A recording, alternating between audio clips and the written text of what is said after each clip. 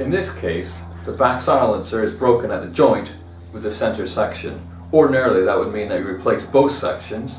However, if you're a bit short on cash, this is a method in which you can glue them back together until you've got more time or more cash to fix it. The copper wire should hold the two ends of the exhaust pipe together, giving it a bit more strength.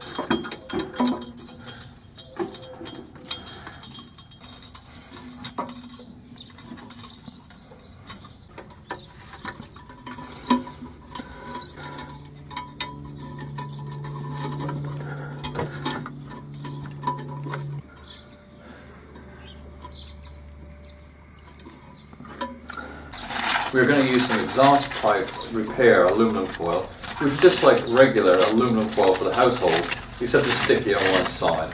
This will give the repair some shape and prevent any of the gum from going into the exhaust itself.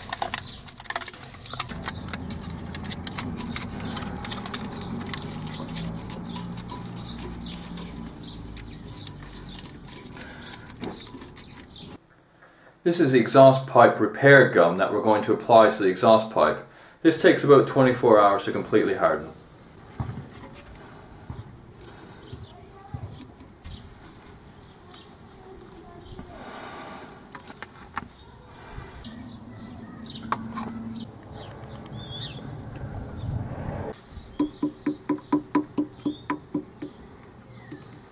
We've waited 24 hours and now we're going to top the gum up in a few places. Because of the nature of this gum, it's often difficult to do this all at one go.